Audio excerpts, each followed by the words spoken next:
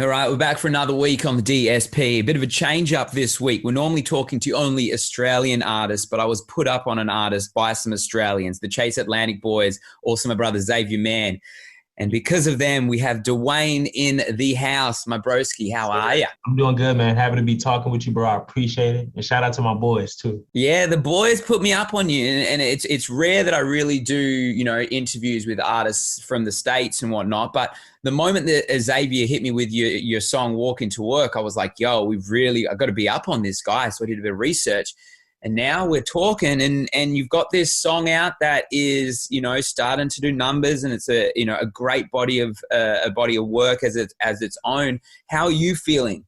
Having this out. Man, it feels good, bro. Like I feel like the song before this one really put me in the door, man. I mean, like I just got my deal and just got all that stuff situated, and like I've been putting out music, been performing, but to have a song out, two songs out now that I feel like people actually care about, it's a different feeling, man. So it's like it feels good to just have it, just to be moving. I guess on those walks to work that you were doing for, many a year, kind of went through your mind. That moment, was that something you always thought about? I mean, always just because I always was like the working man artist. You know what I'm saying? Like but long before I had anything going, I was always working, but still performing on the side, still doing music. Very much not even on the side. It was still my main thing, but I had to work a 9 to 5. So I would be just walking to work, dreaming of all these things that I'm doing now, like I'm about to put out my debut album in the summer. And like now we're putting out singles that people care about and we're getting play on radio. I would manifest all these things and want these things, but just people hadn't heard the music yet. And that song just embodies who I am. You know what I'm saying? Still having that confidence and being crazy enough to be like, when they hear this, I'm not going to be flipping pieces anymore. You know what I'm saying? That's what that was about for sure. I was thinking about it. Does it ever get, I guess, walking to work and you're thinking about those things, but you're in LA, it's like the place where everyone is chasing their dreams, Yeah. everyone has this thing that they want to do and they're trying to be a star and make music or movies. For you, did it ever get, that thought of like doubt, like, everyone's doing this. It can't happen for everyone. hmm Man, I was crazy enough to where I was like, nah, I'm gonna do it. Even coming from like such a humble family and being like, you know what I'm saying? Like, yeah, bro, I never doubted myself. Even when I was working, you know what I'm saying? It's been times when I was in LA and would do like a sold out show and have to be flipping pizzas again. And people who would at the show would be like, weren't you just playing? Like, even then, I was like, yeah, but I'm gonna be out of here in like a year. You know, I knew it, which is kind of, I might be insane for that, but no, I never doubted myself, man. I knew I was going to get that chance to take off. So the moment you could, I could quit and be like, I'm not flipping pizzas no more. I'm not working that 9 to 5. Yeah. What was that moment like for you? Just tears, just tears. Like, especially the past, like every day for me is like, I just feel so blessed, bro. Cause I really get the chance to use my voice to say something, and just create, you know what I'm saying? And not have too many distractions. So it was just full of gratitude, bro.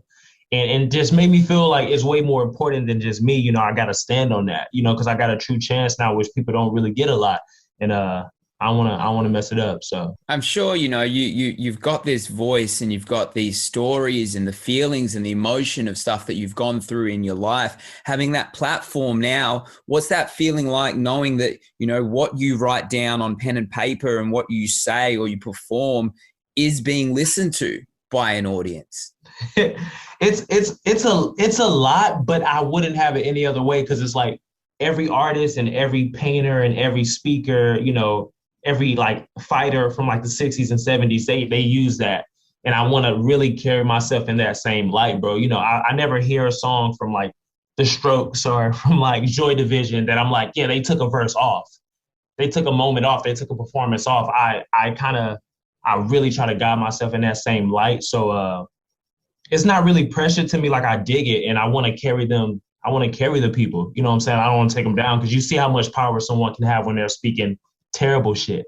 You know what I'm saying? I'm like, if I can speak some positive light into their hearts, they can go up, you know, and believe in themselves. So I don't mind it. What changed for you? Because, you've been releasing music since back in 2016, and I think around 2019, going back and listening to all your music and your discography, is where it kind of changed for you. You went from a hip hop side to, you know, that rock sounding, and I felt like you almost felt more authentic to, I guess, who you are and what you wanted to be. What changed? Bro, just being a student, being a searcher, like I really feel like I'm more of a searcher than an artist. You know, man, every day, like I'm reading some book or trying to read something or write something down to where I'm like, what feels good to me, man? And just growing up in Texas, you know, you get forced to do everything and you get told what to do.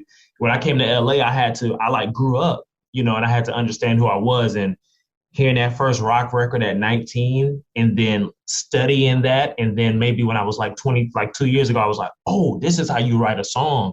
I didn't know how to do any of that before, bro. So I think that's when it kind of clicked. And then the past like 6-7 months, I've been like, oh, I think I know what I'm doing now. Like, you know what I'm saying? I'm like, yeah, I'm just like, okay, yeah. Back in, I think it was 2019, I did a chat with St. John in LA when I was out there. Right. And he had kind of talked about the fact that, you know, being black in America, he felt forced early on to go into the hip hop realm. You know, did you ever feel that that's kind of, you were niched into a market of what you should do? I wouldn't say I was niched into doing hip hop, but I had to be like, just being from Texas, being from where like Slim Thug and from where Travis Scott's from. And I was like a weird kid, like who went to white school. I was already like the weird black kid. So I didn't feel like I needed to do hip hop, but it also didn't feel like that felt forced on me by just my surroundings. Nobody was like, yo, listen to this fucking Oasis, listen to this like Nirvana, listen to this Block Party song. I didn't find that till I was, 20 and shit. So I don't want to feel like I had to do it, but it was all I knew. And then once I got to break out of it, I was like, oh, there's like this whole colorful world that feels way more like who I am. Do you feel more comfortable in who you are today? 100%. Yeah. And I just feel like Dwayne, man. And that's not about I'm already black. I've been black 25 years. I can't change that. And I love that. I'm in no need to like force anybody to know who I am, because if they listen to the music, I speak on those things and speak on what it is to be who I am so much naturally. You dig what I'm saying? So as far as the music finally catching on, I just feel like I'm in my skin, man. I'm in the right place at the right time right now, and it just feels great. Do you feel like right now we're in this moment of a resurgence of the sound of pop punk and that vibe? You know, you look at your MGKs, you look at, Mod Sun, you look at, Travis Barker's on his way back up again, and then you listen to your sound. We're in this 90s resurgence again. Bro, it's hype too, man, because it's starting to look more like the world too. You know what I'm saying? And I really love that, because you have, people of power in the rock scene and in the alternative scene, which I think is really just pop music, but playing these black artists and, people of color like music that is really good. And there's still a lot of artists and bands that are typical of rock music that are cool, but there are so many just, the Kenny Hooplas, and I would even say Chase Atlantic. I feel like they do like an alternative type of vibe, man, but I love it, bro. And I just want to make good music, bro. And I guess it kind of lines up in the rock stuff, but I'm just happy that people are trying to write good songs. It feels really good, and I want to be right there with them, with the MGKs and with the Mod Sons, because I know they have the fans right now. So yeah, your sound is in pocket with exactly what's going on right now. So I really think that the lane you're in is perfect for working. You mentioned the Chase Atlantic boys and Xavier, Mayne. What's the response to your music been like globally? From outside of the land of the States. Really, to be honest, I don't want to say like really good, but like I said, my last song, Perfume, that we put out. I mean, man, I literally just got some news today that I can't even say, but like, yeah, the UK has like accepted us in a way that the States are just starting to do. Jack Saunders at BBC, Radio 1 plays us every day. And the States just started playing us, bro. It's been, I've toured in Europe 2 years now. The tour that I did in the UK got me my deal. Right when the pandemic hit, we toured, we were doing huge shows, and I got back and they were like, okay, let's go. Like, that's because of Europe and the UK, bro. So I love it. And I think they fuck with me. Talk me through that first show that you got to go play in Europe. You got outside of the land of the United States, and you're performing to not only a different crowd, but a different culture. You see that they're wild. And then being a kid from Texas, I have 8 brothers and sisters. and then you seeing young people get drinks and you're just like, oh shit. Like I was like, it was the crowds were so crazy. And then I saw young people getting drinks. I was like, oh, they like lit over here.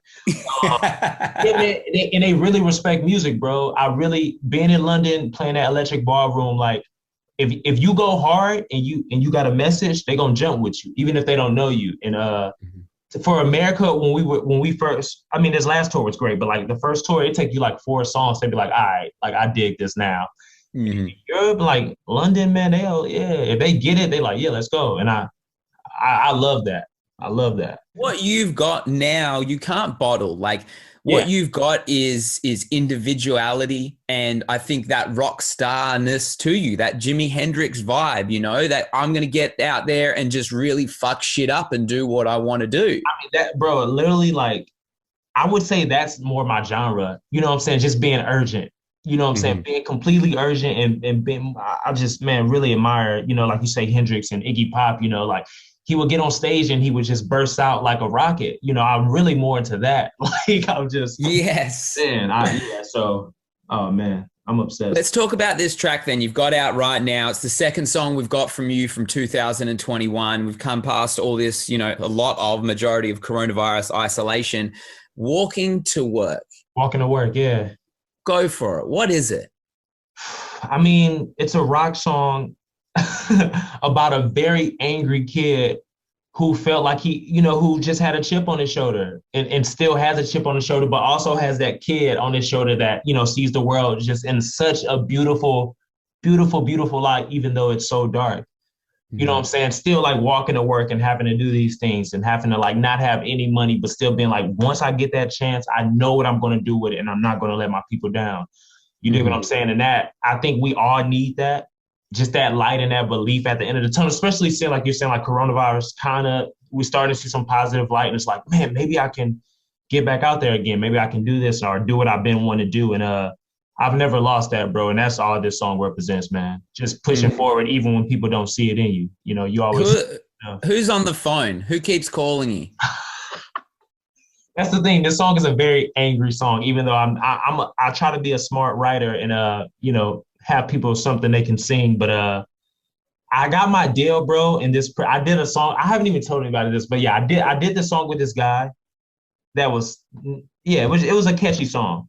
And I signed my deal, but we wasn't going to put it out. And he sent it to my label, like slid it under like my eyes, you know, was like, tell the Wayne he needs to put this out. And I was in the studio working on the album and I was like, you know, you tried to play me like a bitch. Like you think I'm a nice guy because I smile, but like I'm from Texas and, you know, we can take it there too. But I'm gonna just make these songs, you know what I'm saying? Yeah. And get it off my chest. And that's where it came from, man. I was just angry at somebody who didn't know how to handle business.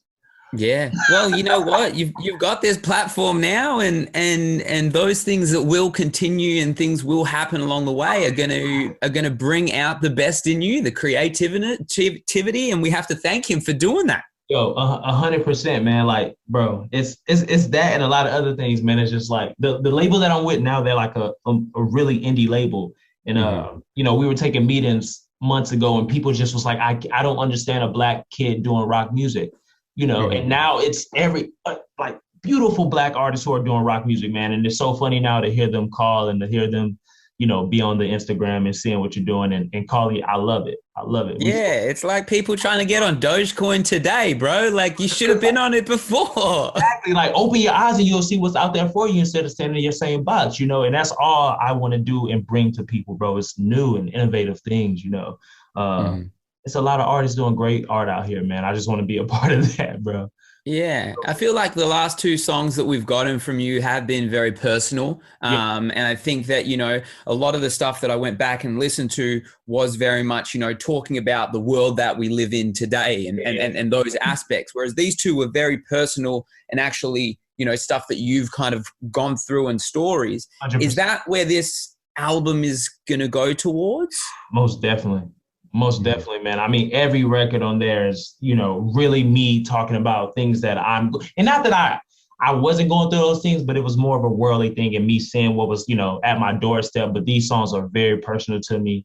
All true stories. You know, I don't really understand how to write anything else anymore. it's like, what's going on with me? And I just put it down.